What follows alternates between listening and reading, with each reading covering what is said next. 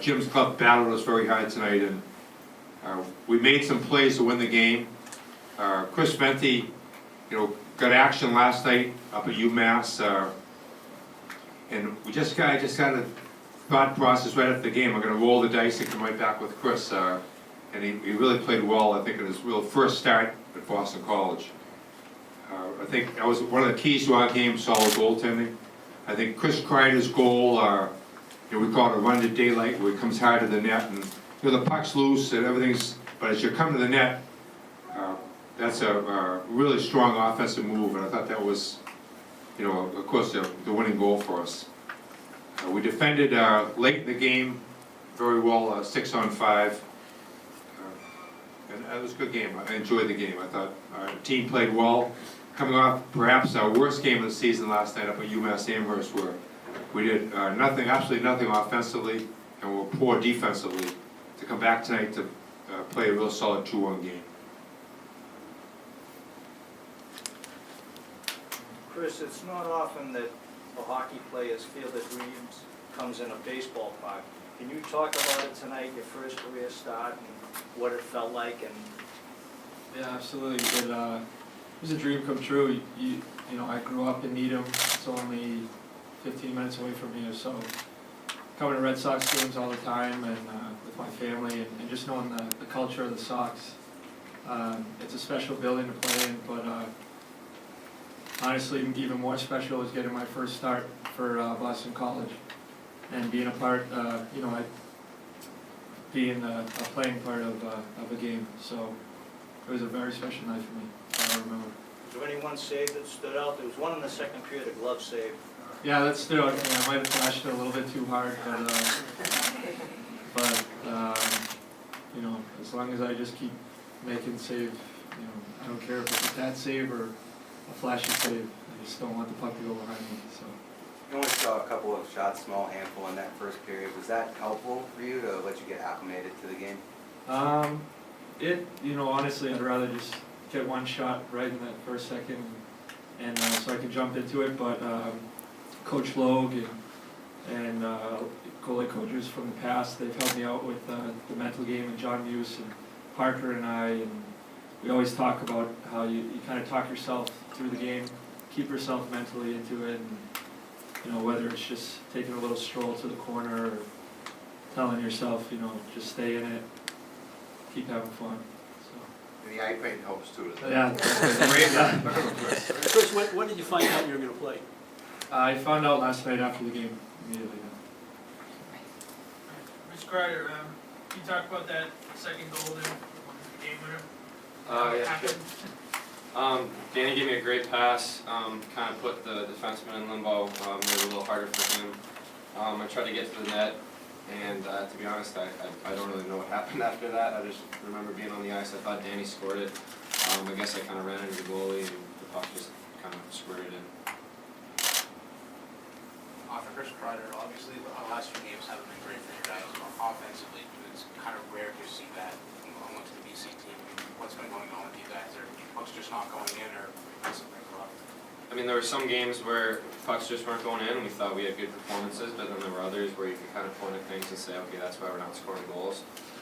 I think it's for us, it's just coaches kind of dumbing down the game, playing simple, getting pucks to the net and getting bodies to the net, rather than playing perimeter and trying to make pretty highlight reel plays. And I think if we can get back to that and do that on a consistent basis, we'll get better results. Jerry, how do you prepare a team for a game like this? I mean, it's obviously a big setting, and games in big settings kind of create heroes regardless of what happens. Do you factor that in? You tell the guys ahead of time, look, someone's going to do something important and special here? We're just more concerned trying to staying involved in a pennant race here.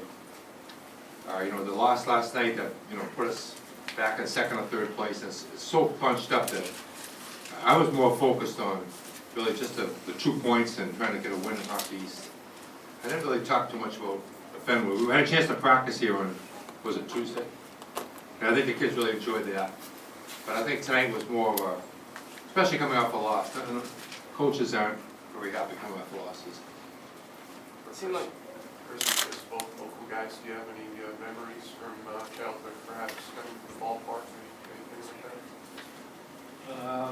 I'd say one of the better ones was my father took me to the home run derby when the All-Star game was there, so that was pretty good because I used to be a baseball player too and could hit him out.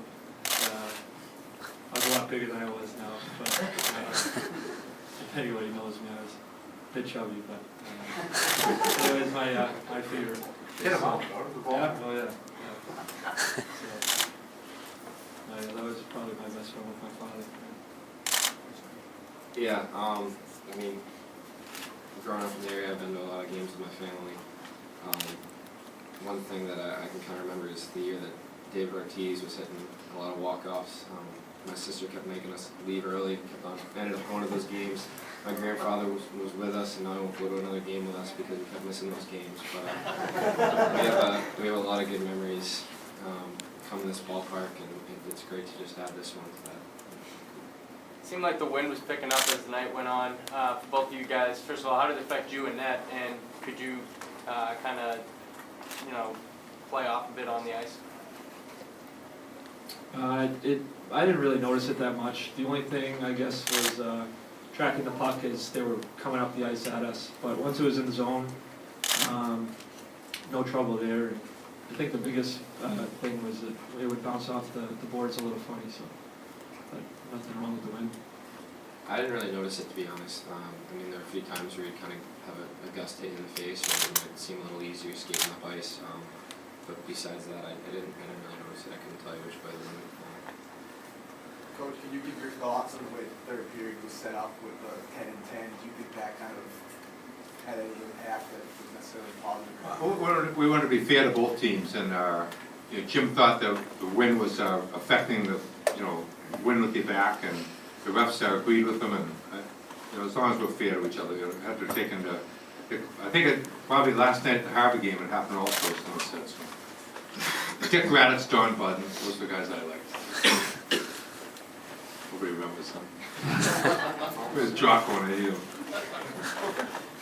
Coach, can you talk about how you see the goalie situation playing out going forward? We thought early in the season we were going to have some remarkable depth in goal.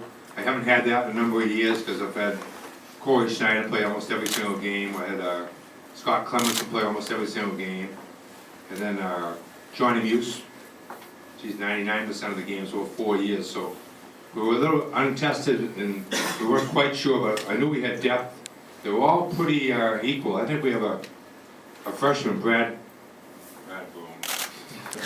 I always mix his name up. But Brad is right in the mix here, so we'll have to just kind of watch it. I'd probably stay with the hot goaltender. Parker was really hot early. Brian Billett became the hot goaltender and is still playing very well. So it'll be an interesting dynamic as we go through. For Chris Kreider, in your 3 years here, you've had one of the more talked about players in college hockey. How does it feel to see someone like Chris Venti starting to get some credit? I mean, I think I speak for our entire team when I say it's well deserved, but I still don't think that does it justice. He's easily the hardest working kid I've ever played hockey with, I ever played organized sports with, and it kind of warms your heart to see him get a start and get a win and play as well as he did in this situation. Chris Kreider, can you talk about the emotions you associate with this place?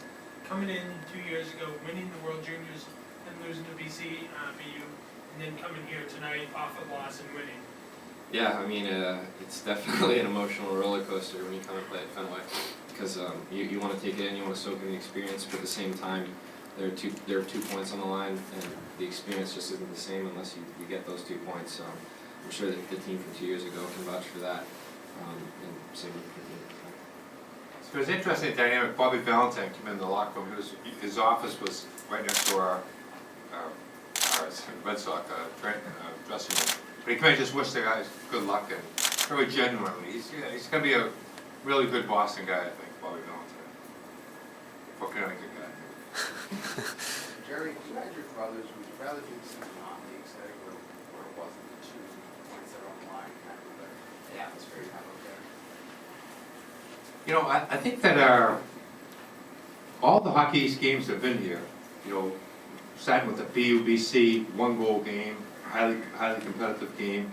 Both OT wins by Maine and UMass last week and tonight's game. Maybe it lends itself to, you know, a Hockey East event, so it's been terrific. I know Notre Dame and Wisconsin and Minnesota thought about coming out here to play. They've been in the mix a little bit, but kind of special to share it with you, naked on the street, the Huskies tonight. All set?